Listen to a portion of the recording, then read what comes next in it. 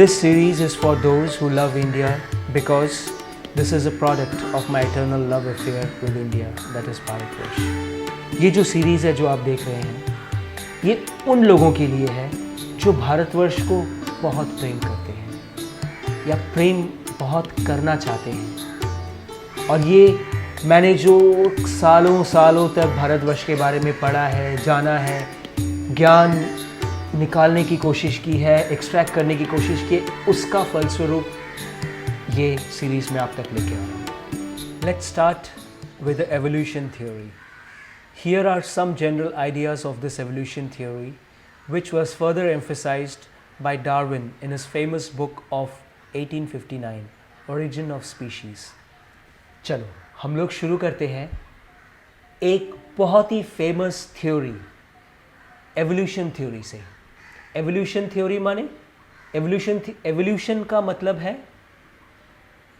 शुरुआत, शून्यता से होना, उसको बोलते हैं एवोल्यूशन। 1859 में ओरिजिन ऑफ स्पीशीज़ बोल के एक बुक चार्ल्स डार्विन ने लिखा था। उसमें उन्होंने एवोल्यूशन थ्योरी के बारे में बताया, किस तरह से दुनिया में सब चीज़ हुआ आया। उसने अपने तरफ से, अपने तजुर्बों से, अपने एक्सपीरियंस से या किसी भी कारण से उसने ये बुक को प्रकाशित किया। उसमें उसने एवोल्यूशन थ्योरी बोल के एक बहुत ही महत्वपूर्ण थ्योरी के बारे में इस जगत को बताया। 3.5 billion years ago, bacteria originates, becomes amoeba and then evolves into plants, trees, worms, animals, etc. ये एवोल्यूशन थ्योरी के हिसाब से है ये, जो कि 3.5 बिलियन साल पहले बैक्टीरियाज आए, बैक्टीरियाज से एमीबाज बना, एमीबाज से जितने भी पेड़, छोटे पौधे, पेड़, कीड़े मकोड़े और जानवर बने 3.5 बिलियन साल पहले। उसके बाद एवोल्यूशन थ्योरी में चार्ल्स डार्विन ने क्या कहा है, 600 million years ago from aquatic worms all mammals, birds, fish, reptiles etc. get evolved।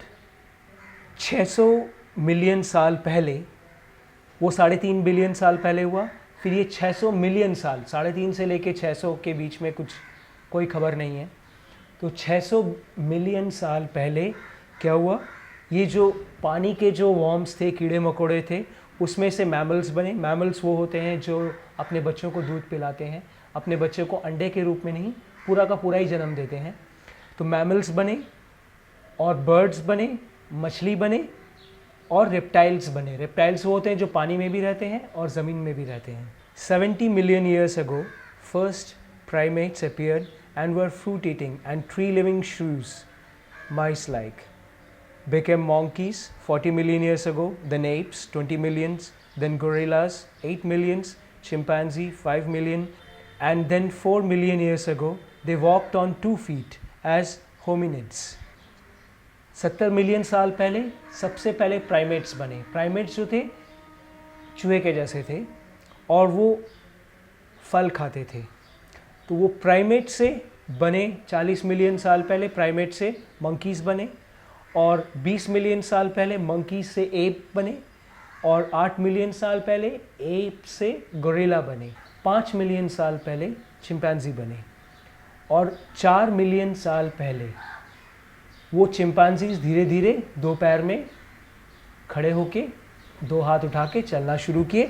Evolution theory के हिसाब से 15 लाख से 3 लाख साल पहले होमो इरेक्टस नाम के जानवर लोग बने। होमो इरेक्टस मतलब, होमो मतलब ह्यूमन बींग्स, इरेक्टस मतलब जिसका पीठ सीधा था, जो खड़े होके चलते थे। एवोल्यूशन की थ्योरी के हिसाब से ये हुआ।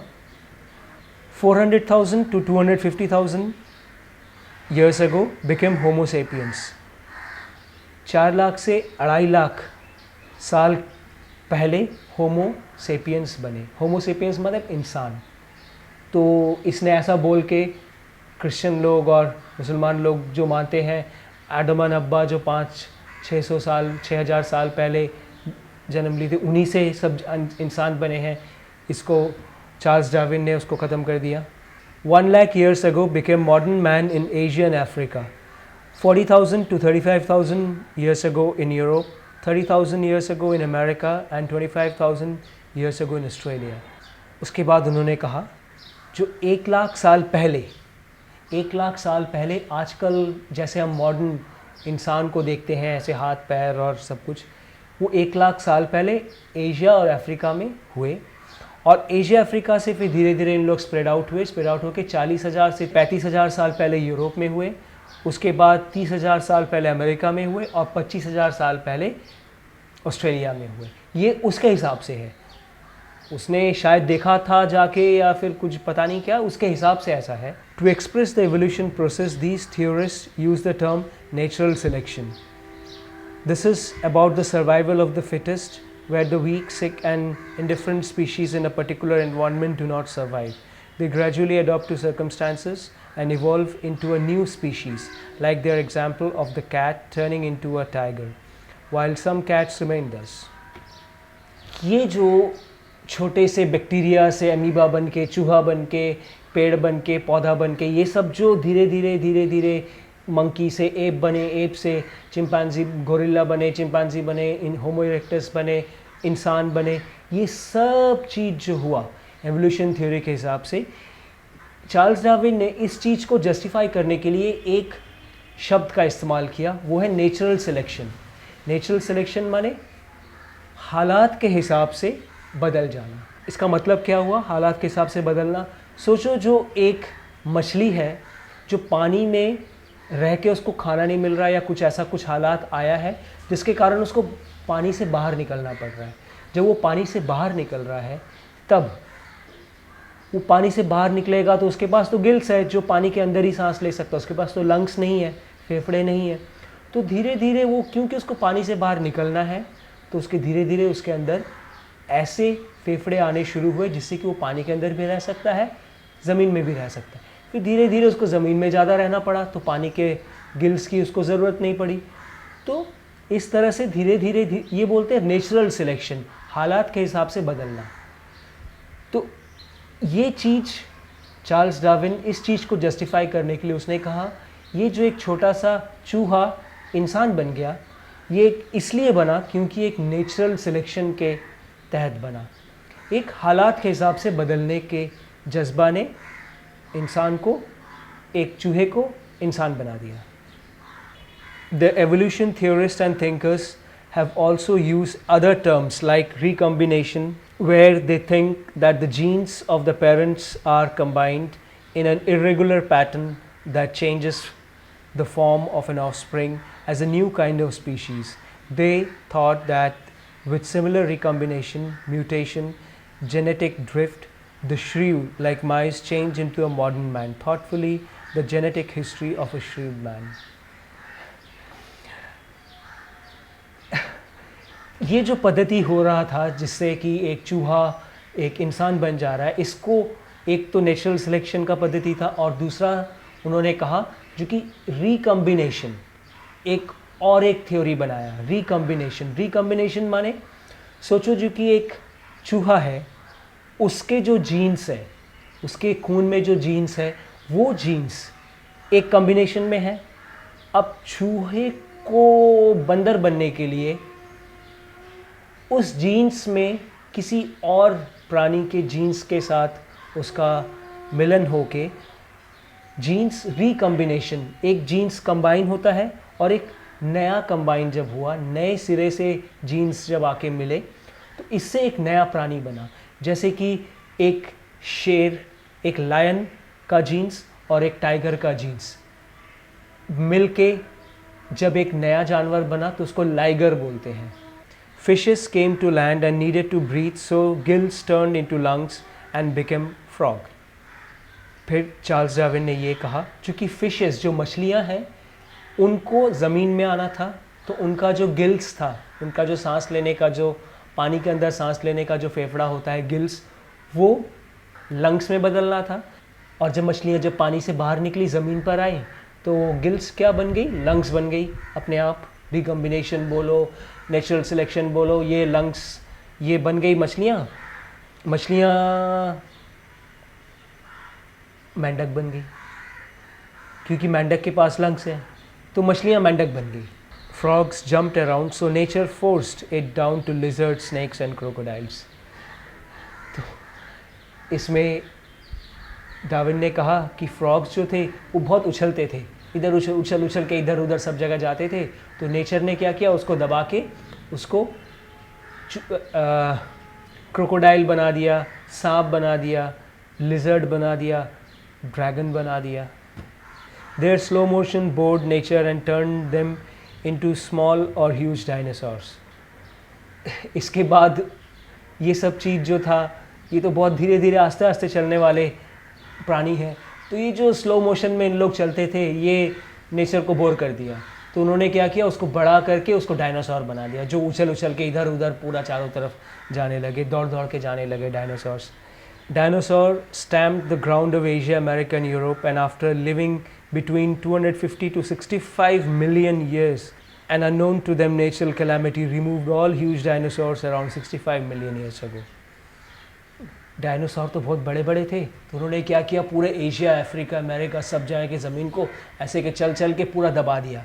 दबाने के बाद क्या हुआ, एक अननेचुरल, मतलब पता नहीं क्या हुआ, चार्ल्स डार्विन के हिसाब से ये अचानक इन लोग गायब हो गए। डायनासोर इस दुनिया में थे 65 मिलियन साल पहले। 65 मिलियन साल पहले सारे डायनासोर्स गायब हो गए। The evolution theorists think that all birds came from dinosaurs.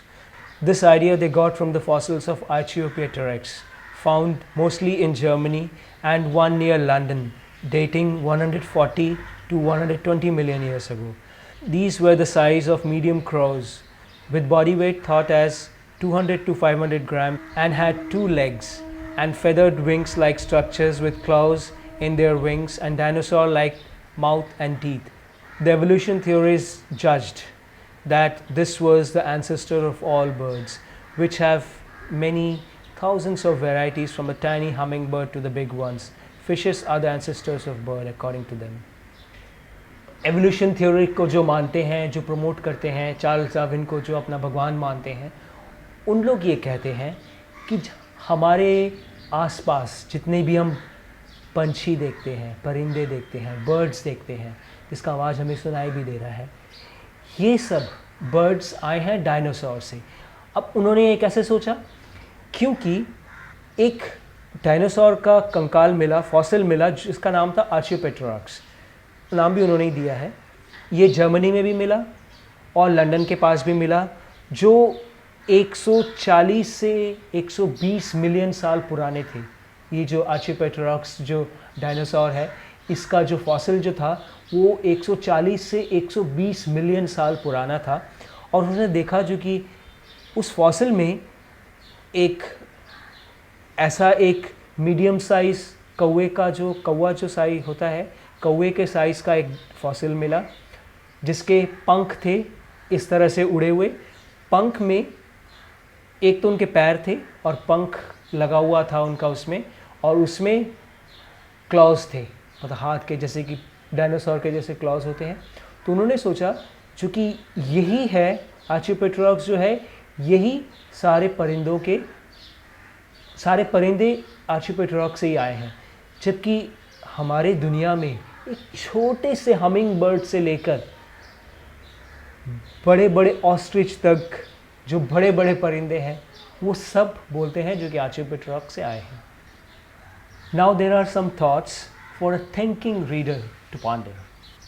अभी बहुत लोग ऐसे होते हैं दुनिया में जिनके पास सोचने की शक्ति है, जिसके पास रिसर्च करने की शक्ति है, जिसके पास समझदारी है। तो जो समझदार जो इंसान हैं, जो सोच सकते हैं, जो रिसर्च कर सकते हैं अलग अलग चीज़, उनके लिए ये कुछ थॉट्स हैं जिन पे आप ध्यान दे सकते हैं। There is definitely a huge importance of sense organs for all living beings. So can a single cell microorganism produce sense organ by itself through an evolution process?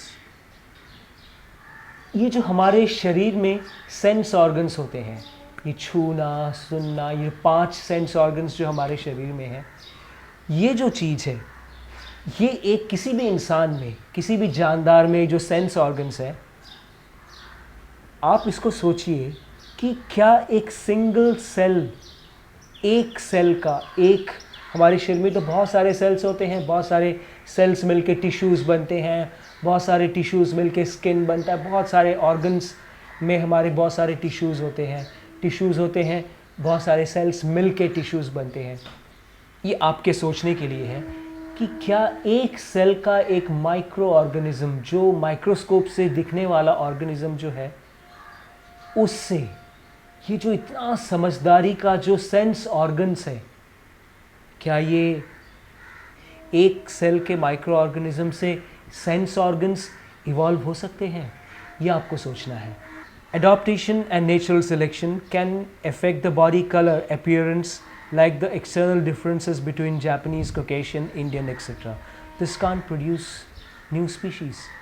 ये जो adaptation है, natural selection है, ये सब चीज़ हमारे शरीर के skin को बदल सकता है। जैसे कि कोई जापानीज़ है, कोई अफ्रीकन है, कोई इंडियन है, कोई कॉकेशियन है, लेकिन क्या ये टोटली अलग स्पीशीज़ बना सकता है? ये भी सोचने की बात है। आप सोचिए, how mutation process can alter the DNA such that for example a tiger gives birth to a fox और अ कैटरपिलर। आपके सोचने के लिए एक और चीज़, ये म्यूटेशन प्रोसेस जो है, ये जो रिकम्बिनेशन जिसको बोलते हैं, ये रिकम्बिनेशन प्रोसेस किस तरह से एक शेर के पेट से एक गीदड़ जन्म लिया, या फिर शेर के पेट से एक कैटरपिलर जन्म लिया, टिड्डा जन्म लिया। सोचिए what is this environmental changes and that happens in what frequency? On earth we have weather related changes. ये भी कहा गया है कि environmental changes के कारण ये हुआ है। तो हाँ, समझ सकते हैं, जो कि एनवायरनमेंट में ऐसे चेंजेस आए, ऐसे सैलाब आए, ऐसे फ्लड्स आए, जलजला आ गया, तो लेकिन ये एनवायरनमेंटल चेंजेस क्या थे? अगर हमको ये मालूम है जो कि इतने बिलियन साल पहले, इतने मिलियन साल पहले, इतने साल पहले सब कुछ हुआ है, तो क्या एनवायरनमेंटल चेंजेस के बारे में हम लोग नहीं जान सकते हैं? How did the bushes and flowering trees appear on earth from fishes? Single micro organism से सब कुछ बने हैं ना, तो ये भी एक सोचने वाली बात है कि क्या मछलियों से पेड़ पौधे बने हैं? पेड़ पौधे, ये फूल खिले हैं, गुलशन, ये सब किस चीज़ से आए हैं? मछलियों से, या जानवरों से, या फिर परिंदों से? Why has the evolution process stopped nowadays? And also why no more than only one species of human beings exist since last 6,000 years of European history? This especially because there are a million species of insects, 300,000 beetles, 3,800 frogs, 20,000 kinds of fishes and orchids, 100,000 kinds of flowers, etc. ये और एक चीज़ है सोचने के लिए कि अगर evolution process से, एवोल्यूशन थ्योरी के हिसाब से ही सब कुछ इवॉल्व हुआ है, तो फिर ऐसा क्यों है कि एवोल्यूशन प्रोसेस में इतने सालों से, मिलियन सालों से, या फिर यूरोपियन हिस्ट्री जो है उसके हिसाब से 6,000 सालों से सिर्फ एक ही तरह के इंसान हमें दिखने को मिलते हैं? कलर अलग अलग है, हाइट छोटा मोटा है, लेकिन है तो एक ही तरह के सब इंसान। सबको हम लोग इंसान बोलते हैं, मनुष्य बोलते हैं, तो एक ही तरह के मनुष्य क्यों हैं? जबकि इतने मिलियन तरह के कीड़े मकोड़े हैं, 3 लाख तरह के तो टिड्डे हैं, बीटल्स हैं, 3,800 तरह के फ्रॉग्स हैं, मेंढक, 3,800 तरह के फ्रॉग्स आजकल पाए जाते हैं। उसके बाद कम से कम 20,000 तरीके के मछलियां हैं, और कम से कम 1 लाख तरह के फूल हैं। तो इंसान एक ही तरह के क्यों हैं? इसमें भी सोचना है आपको और हमको और सबको। There is a divine aspect to the creation which the modern scientists and religions do not have explanations and answers. ये जो दुनिया में ये जो कोई भी चीज़ का इजाद होता है, क्रिएशन जो है, ये जो नए नए चीज़ बनते हैं, ये जो फूल है, ये जो पौधे हैं, ये जो पेड़ हैं, परिंदे हैं, इंसान हैं, ये एक डिवाइन तरीके से बने हैं, ये एक रूहानी तरीके से बने हैं। इस रूहानी तरीके को समझने के लिए और समझाने के लिए और समझने के लिए साइंस के पास और ये जो मॉडर्न मज़हब है, इनके पास वो सोच नहीं है, वो ज्ञान नहीं है, वो समझ नहीं है।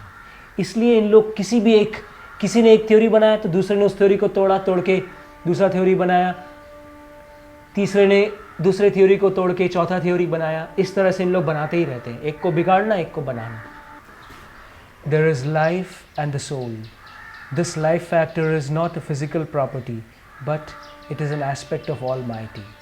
Modern, limited laboratory and assumption-oriented science couldn't bring back to life a dead or create a penguin out of a porcupine in the lab.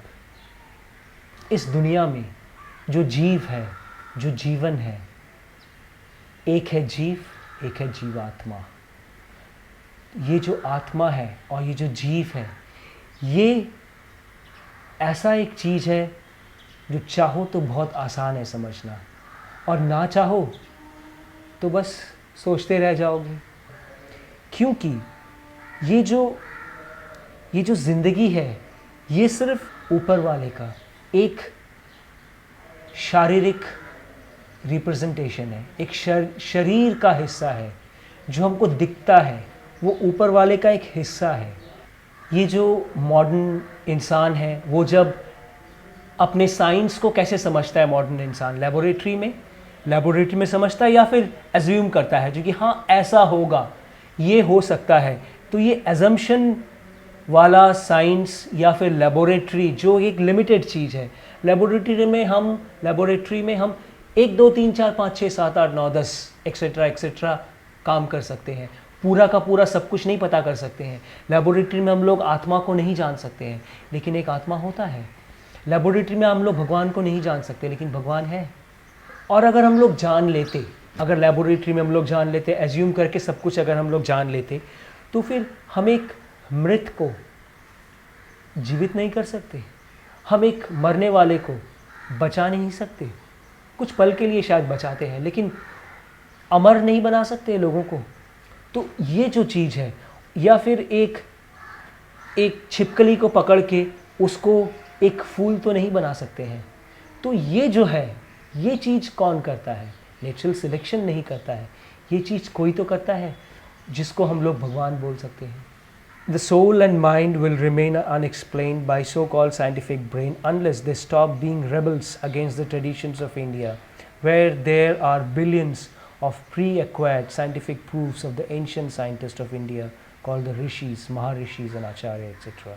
Indian old books that still exist after the torching of them by the Arabs and Europeans can still give enough amount of scientific downloads which modern scientists have no idea of. ये जो आत्मा है, ये जो मन है, हमारा मन, हमारी आत्मा, ये सब चीज़ साइंस या साइंटिफिक लोग या साइंटिफिक ओरिएंटेड लोग या फिर आजकल के नए ज़माने के पिछले 2-3 हज़ार सालों में जो बने हैं मज़हब, ये लोग कभी भी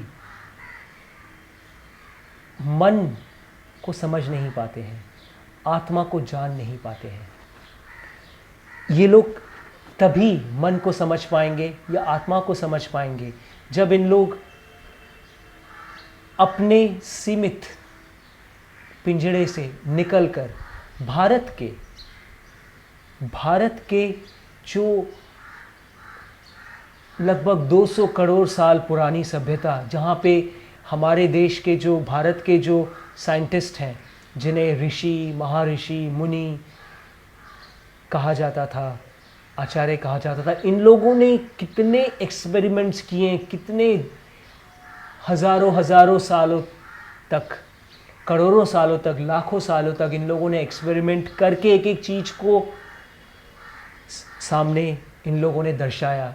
लोगों के संस्कृति के अंदर, लोगों के दिनचर्या के अंदर उन लोगों ने इस चीज़ को डाल दिया।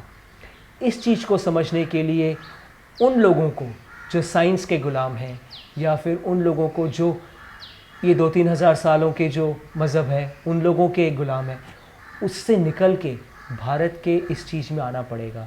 हर एक चीज़ के पीछे एक कारण है, उस कारण को जानना बहुत ज़रूरी है, उसके लिए ज्ञान होना अति आवश्यक है। There are inherent instincts of animals, nature and humans. The evolution theory has no explanation for them. हम लोग वापस एवोल्यूशन थ्योरी में जाते हैं। हर एक जानवर में अलग अलग उसके इंस्टिंक्ट्स होते हैं। जैसे मैं कुत्तों का एग्जांपल दे रहा हूँ। एक कुत्ता ऐसा होता है जिसके ऊपर विश्वास नहीं किया जा सकता, जैसे कि जर्मन शेपर्ड हुआ, डॉबरमैन हुआ, उसके ऊपर विश्वास नहीं कर सकते, उसके पास जाने से पहले सावधानी से जाना चाहिए। और एक कुत्ता हुआ जैसे लैब्राडोर हुआ, लैब्राडोर रिट्रीवर, ये बहुत ही शांत कुत्ता है। और जर्मन शेपर्ड और डॉबरमैन ये सब बहुत ही खूंखार कुत्ता है। ये जो इन लोगों का इंस्टिंक्ट है, बेसिक इन लोगों का जो इंस्टिंक्ट है, जिसके कारण एक लैब्राडोर कुत्ता कहीं भी हो वो शांत स्वीट सा कुत्ता होता है, और एक जर्मन शेपर्ड कुत्ता कहीं भी हो वो अक्सर खतरनाक खूंखार कुत्ता होता है। एक शेर जो होता है वो गोश्त खाता है, वो खूंखार होता है, लेकिन एक हाथी होता है उसको गोश्त खिलाओ तो वो खा भी नहीं पाएगा। तो ये जो अलग अलग जानवर के, अलग अलग परिंदों के, अलग अलग जो इन लोगों के जो बेसिक इंस्टिंक्ट्स हैं, इनके जो इंस्टिंक्ट्स हैं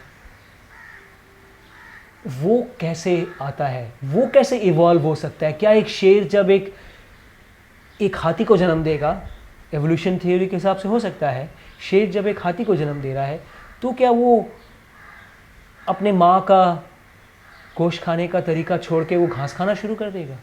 तो ये जो इंस्टिंक्ट है इसके बारे में एवोल्यूशन थ्योरिस्ट या फिर चार्ल्स डार्विन के पास कोई एक्सप्लेनेशन नहीं है। Also there are consequences of our actions upon us. Darwin and his playmates lost in this field. इसके बाद एक और चीज़ होता है जो है जैसा कर्म करेगा वैसा फल देगा भगवान। हम जैसा काम करेंगे उसके बदले में हमें वैसा ही कुछ मिलेगा। मैंने जाके खून खराबा करके या चोरी डकैती करके मैं रोज़गार कर रहा हूँ, इससे मैं अपने घर के लोगों को खिला रहा हूँ, तो उससे मेरे घर के लोग महान संत महात्मा बन जाएंगे, ऐसे तो हो नहीं सकता है।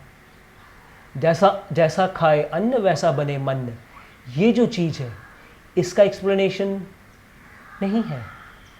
और ये ऐसा नहीं है जो कि ये खाली इंसानों के साथ होता है। मैं ऐसे हज़ारों एग्जाम्पल्स दे सकता हूँ जो ये परिंदों के साथ भी होता है, जानवरों के साथ भी होता है। बहुत एग्जाम्पल्स हैं। इसको साइंटिफिक आदमी माने ना माने, लेकिन मैंने एक्सपेरिमेंट किया है, मैंने जाना है। In India, there are distinct branches of science in the field of soul, mind, instincts, desire, etc. And therefore, doing any proper and fruitful research, one needs to know these sciences well. This is a note for every seeker. Bharat में बहुत सारे, पिछले लाखों सालों में बहुत सारे ऐसे शास्त्र हैं, वेद हैं, जो इंसान के एक एक चीज़ पर एक एक साइंस है। जैसे मन के ऊपर है, आत्मा के ऊपर है, हमारे जो इंस्टिंक्ट्स हैं उसके ऊपर है, हमारी जो अभिलाषाएं हैं। एक पढ़ा लिखा इंसान जब नहीं है, उसके अंदर अगर ज्ञान नहीं है, उसको अपने बस में करने के लिए या उसको अपने हिसाब से काम करने के लिए क्या ज़रूरत पड़ता है, ये शास्त्र में लिखा हुआ है। उसको जो पढ़ता है शास्त्र, जो जानता है, वो उस तरह से करता है। या फिर एक पढ़ा लिखा आदमी या फिर एक लालची आदमी, वो उसका इंस्टिंक्ट है लालची आदमी का। एक लालची आदमी को किस तरह से अपने बस में करना है, ये एक लालची आदमी को किस तरह से समझाना है, ये भी शास्त्र में लिखा हुआ है। तो इस चीज़ का एक्सप्लेनेशन क्या साइंस के पास है? साइंस बोलेगा सब इंसान एक जैसा। सब इंसान एक जैसा नहीं होता है, ये तो मेरा अपना तजुर्बा है। Animals follow their instincts, and all animals have a proper defined set of patterns they follow throughout their life. They have inherent instincts they follow in their eating, mating and living habits, and they are so different than humans. Humans have a personal will. that gives them doing actions of being selfish or selfless, good or bad, robber or a devotional, etc. ये जो जानवर भी जो हैं, जानवर हो, परिंदा हो, पेड़ पौधे भी, इन सभी के अपने अपने इंस्टिंक्ट्स हैं. एक पेड़ गर्मी के मौसम में, आम का पेड़ फल देगा, सर्दी के मौसम में नहीं देगा. हाँ, कुछ लोगों ने कुछ म्यूटेशन करके, ये करके, वो करके ऐसे आम के पेड़ में भी बनाए जो हर समय आम देते हैं, लेकिन उनकी बात, एक्सेप्शंस की बात नहीं किया जा रहा है. वो तो म्यूटेशन करके उन लोगों ने बनाया. लेकिन एक आम का पेड़ एक वक्त आने पर ही फल देगा, बेवक्त फल नहीं देगा. एक पंछी या फिर एक जानवर, इनका हर एक चीज़ अपने जैसा है, अपने ही जैसा है. इन लोग लगता है जैसे ऊपर वाले के विल से काम करते हैं, ऊपर वाले की मर्ज़ी से करते हैं. उन लोग को जब एक जानवर का मेटिंग होता है वो भी एक तरीका है. एक जानवर जब खाना खाता है वो भी एक तरीका है. एक जानवर जब सोता है वो भी एक तरीका है. उन लोगों का एक ही तरीका है. लेकिन एक इंसान का अपना एक फ्री विल है. फ्री विल माने आज़ाद मन. आज़ाद मन. एक जानवर शाम होने से अपने घर में वापस जाता है, एक परिंदा. लेकिन एक इंसान का आज़ाद मन जो है, वो आज़ाद मन उसको या तो स्वार्थी बना सकता है या उल्टा निस्वार्थी बना सकता है. या तो उसको अच्छा बना सकता है या उल्टा बुरा बना सकता है. या तो उसको एक सात्विक इंसान बना सकता है या फिर उसका उल्टा उसको एक चोर डकैत तामसिक भी बना सकता है. तो इस चीज़ के बारे में भी चार्ल्स डार्विन के पास कोई जवाब नहीं था. उसके इवोल्यूशन थ्योरी में भी कोई जवाब नहीं है. ये कैसे हो सकता है? Thus, can we not say how that a human being did not evolve from a monkey or a fish, for instance? तो क्या हम ये बोल नहीं सकते हैं, अगर इंसान के अंदर ये फ्री विल है जो एक मॉन्की में नहीं है, एक चिंपांजी में नहीं है, तो क्या हम बोल नहीं सकते जो कि इंसान चिंपांजी से या मॉन्की से इवॉल्व होके नहीं आया है? अगर आया होता तो मॉन्की के अंदर भी, चिंपांजी के अंदर भी, फूल के पेड़ के अंदर भी, परिंदे के अंदर भी, मछली के अंदर भी फ्री विल होता. तुम पेड़ से फल तोड़ने जा रहे हो, पेड़ तुमको ठिंगा दिखाता. या पेड़ से तुम फल लेने जा रहे हो, पेड़ इतना लंबा हो जाता जो कि फल तुम पकड़ ही नहीं पाते. या पेड़ से फल लेने जा रहे हो तो पेड़ का ब्रांच आके तुमको एक थप्पड़ मारता. ऐसा नहीं होता है. तुम जाते हो पेड़ के पास, आरी लेके जाओ तो काट भी देते हो तो फिर पेड़ चुपचाप गिर जाता है. लेकिन इंसान के पास जाओ, उसको काटने जाओ तो वो कम से कम बगावत तो करता ही है. कैन अ ग्रास हॉपर और अ डोंकी और अ चिंपैंजी और अ क्रोकोडाइल और even a chicken evolve to become a Christ और अ बुद्धा और प्रोफेट मोहम्मद? ये तो और बड़ा चीज़ है कि क्या हम लोग मानते हैं ना, चूँकि जो जीसस क्राइस्ट थे कितने सात्विक थे, उसके बाद बुद्धा कितने सात्विक थे, प्रोफेट मोहम्मद कितने महान थे. क्या इन लोग एक चूहे से आए हैं, चूहे से इवॉल्व होके आए हैं? क्या इन लोग एक कौवे से इवॉल्व होके आए हैं? क्या इन लोग एक पेड़ से इवॉल्व होके आए हैं? क्या इन लोग एक मछली से इवॉल्व होके आए हैं? क्या एक मछली इवॉल्व होके जीसस क्राइस्ट बन सकता है? क्या एक चूहा इवॉल्व होके प्रोफेट मोहम्मद बन सकता है? तो कहाँ गया इवोल्यूशन थ्योरी? खाली किताबों में है, वो भी उन किताबों में जो उन गरीब देशों में, जिनमें से हमारा भारत भी एक है, जहाँ पे उन किताबों का अभी भी पढ़ाया जा रहा है. अभी भी लोग इवोल्यूशन थ्योरी पढ़ रहे हैं. Animal world is based on instincts and human worlds are guided by their desires and individual karmas. ये जो जानदार हैं, इंसान छोड़ के जितने भी जानदार हैं, इन लोगों का अपना ज़िंदगी है. अपना ज़िंदगी यहाँ से शुरू होता है, वहाँ पे ख़त्म होता है, यही है. लेकिन एक इंसान का ज़िंदगी वैसा नहीं होता है. एक इंसान का ज़िंदगी उसके इंस्टिंक्ट्स के ऊपर होता है, उसके माँ बाप के ऊपर होता है, उसके माँ बाप के खून के ऊपर होता है, उसके माँ बाप के चरित्र के ऊपर होता है, उसके माँ बाप के ज्ञान के ऊपर होता है, उसके अपने अर्जित ज्ञान के ऊपर होता है, उसके कर्म के ऊपर होता है, उसके पूर्व जन्म के कर्मों के ऊपर होता है. उसने कैसे पूर्व जन्म में कर्म किए हैं, उससे उसके इस जन्म में उसका ज़िंदगी होता है, उसने इस जन्म में कैसे बुरे कर्म किए हैं या अच्छे कर्म किए, इससे उसका आने वाला कल का कर्म निर्धारित होता है। ये सब चीज़ होता है। ये इवोल्यूशन थ्योरी के माध्यम से खाली नहीं होता है। इन Kenya a 1.5 million year old skull was found. Java man was found in 1891, Peking man in 1929, with estimated heights of 5 feet 2 inches and 5 feet 7 inches, between 400,000 and 700,000 years old. They are human skulls, and this tells that evolution theory and the Adam and Eve theory and their respective time of landing on earth are both wrong. Kenya में एक 1.5 million साल पुराना इंसान का school, ये जो चेहरा जो है, इसका जो हड्डी है, स्कल, कंकाल मिला 1.5 मिलियन साल पुराना। 1 मिलियन में 10 लाख होता है। जावा मैन जिसे बोलते हैं वो मिला 1891 में, और पीकिंग मैन मिला 1929 में। इन सब का हाइट था 5 फीट 2 इंच से लेकर 5 फीट 7 इंच तक, और इन लोग कम से कम 4 से 7 लाख साल पुराने हैं। इन लोगों का स्कल मिला।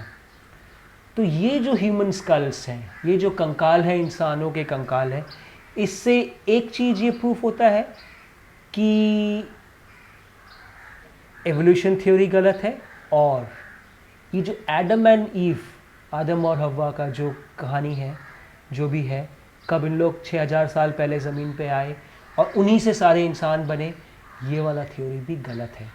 इस चीज़ को ये प्रूफ करता है। कीनिया मैन, जावा मैन, पीकिंग मैन। अगर भले ही तुम भारतीय सभ्यता को मत मानो, जहाँ पे बोला जाता है जो कि हमारा देश का सभ्यता जो है, भारत लगभग 200 करोड़ साल पुराना है, भारत की सभ्यता। इसको अगर ना भी मानो तो कम से कम ये तो मान सकते हो। किसी भी वेबसाइट में जाके, किसी भी गूगल सर्च में, इन सर्च इंजन में जाके देखा जा सकता है। If human beings developed from monkeys and chimps, then why some didn't evolve into men, as we still have all these apes and gorillas? All the different skulls of these apes and of those primitive people would only show the differences racially and not evolution. These skulls are just the skulls of primitive people, and there are still many races of so-called primitive people all around the world, even today. अगर evolution theory से सब कुछ हुआ है और monkey से या gorilla से, चिंपांजी से हम लोग इंसान लोग बने हैं, तो फिर सारे मंकी या सारे गोरिल्ला क्यों इंसान नहीं बने? अभी भी हमें मंकीज दिखते हैं, गोरिल्लाज दिखते हैं, सभी को बन जाना चाहिए था। और ये जो हम लोग स्कल्स जो हमें दिखता है, वहाँ पे हमें इंसान के जो स्कल्स दिखते हैं, लोग बोलते हैं प्रिमिटिव लोगों के हैं, बहुत पुराने तरीके के लोगों के हैं। लेकिन पुराने तरीके के लोग तो, प्रिमिटिव लोग तो आजकल भी पाए जाते हैं, जिनको लोग प्रिमिटिव बोलते हैं। अब कौन प्रिमिटिव है ये तो लोग नहीं जानते हैं, ये सोचते हैं जो कि हाँ यही प्रिमिटिव है। जैसे कि हमारे भारत में जब विदेशी लोग आए, उन लोग आके बोले इन लोग, ये जो यहाँ के जो प्रिमिटिव लोग हैं, यहाँ के हमारे देश के जो नेटिव्स हैं, अमेरिका में जब यूरोप वाले गए तो उन्होंने अमेरिका के लोगों को देख के बोला इन लोग रेड इंडियंस बोला उन लोगों को, और बोला जो कि इन लोग नेटिव्स हैं, यहाँ के पुराने तरीके के लोग हैं, इन लोग सभ्यता वाले लोग नहीं, असभ्य लोग हैं। उन लोग अफ्रीका में गए, वहाँ भी लोगों को असभ्य बोला। ऑस्ट्रेलिया में गए, वहाँ भी लोगों को असभ्य बोला। यूरोप, एशिया में आए, यहाँ के लोगों को भी असभ्य बोला। कौन असभ्य बोला? यूरोप के लोगों ने। अब यूरोप के लोगों का हिस्ट्री क्या है? कितने साल? 1000, 2000, 3000, 4000, इतना ही साल तो है ना इनका हिस्ट्री। तो इन लोग इतने पुराने पुराने करोड़ों सालों के लोगों को असभ्य बोलते हैं।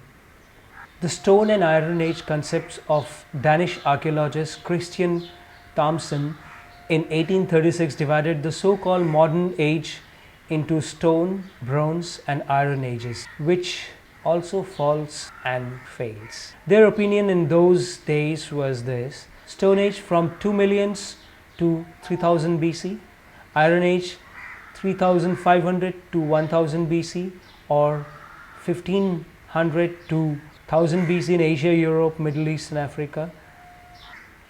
एक डैनिश आर्कियोलॉजिस्ट था जिसका नाम था क्रिस्टियन थॉमसन. उसने 1836 में अपना एक मॉडर्न एक थ्योरी निकाला जो मॉडर्न इंसान के लिए है, जिसमें कहा है जो कि एक stone age, iron age, bronze age, इस तरह का एज बनाया उसने शायद ये कुछ कलयुग सतयुग पढ़ा होगा, कुछ ऐसा कुछ है.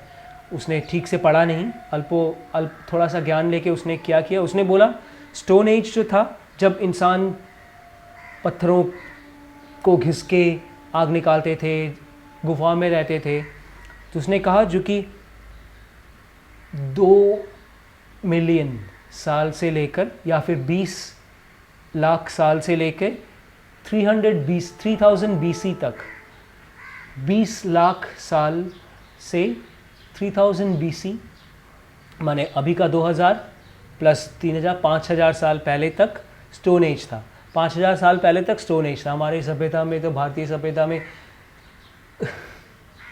5000 साल पहले तो सब कुछ ही हो गया. आयरन एज था 3500 से लेके 1000 BC तक बिफोर क्राइस्ट, और 1500 से लेकर 1000 BC तक Asia, Africa, middle east, Europe में. In 1700s, Aborigines in Australia and Tasmania was discovered by European explorers who still used stone tools for hunting, etc. Also, there are natives in Australia, Andaman and New Guinea who still use the Stone Age articles. There are people living in Africa, Asia and other part of the world too, where people still continue to defy the concept of ages. ये जो stone age का जो इन लोगों ने stone age, iron age, bronze age का जो इस डैनिश आदमी ने जो निकाला,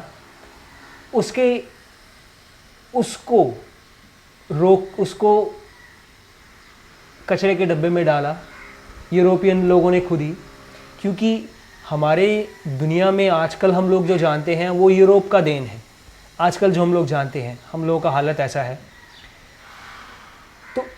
1700s में जब यूरोप के लोग ऑस्ट्रेलिया में या अमेरिकाज़ में या तस्मानिया में, अफ्रीकाज़ में यहाँ पे जब गए, तो उन लोगों ने ऐसे लोगों को देखा जो तब भी हंटिंग करते थे, स्टोन का औजार बनाते थे, स्टोन से आग जलाते थे, एकदम स्टोन एज के लोगों के जैसे जीते थे. तो स्टोन एज फिर 3000 BC तक कैसे रह सकता है? और अभी भी आज के ज़माने में भी ऑस्ट्रेलिया में ऐसे लोग हैं, अंडमान्स में ऐसे लोग हैं, न्यू गिनिया में ऐसे लोग हैं जो अभी भी स्टोन एज के चीज़ों को इस्तेमाल करते हैं. तो फिर क्या स्टोन एज अभी तक है? Let us not yet talk about the history of India which will defy all the theorists and academicians of 18th, 19th and 20th century, which were just some runaway theories and concepts. तो हम लोग अभी भी हम लोग ये Europe का जो फेमस ब्लॉकबस्टर सुपरस्टार थ्योरीज़ हैं, इनके बारे में ही जानेंगे, क्योंकि भारत के चीज़ों के बारे में तो हम लोग बाद में जानेंगे और पता करेंगे कि ये जो थ्योरीज़ जो अभी सुपरहिट थ्योरीज़ है, ब्लॉकबस्टर थ्योरीज़ है, ये थ्योरीज़ किस तरह से 17, 18, 19 सेंचुरी में आए, एक दूसरे को तोड़ मड़ोड़ा इन्होंने, और किस तरह से इस थ्योरी में कोई दम ही नहीं है, ये हम बाद में देखेंगे.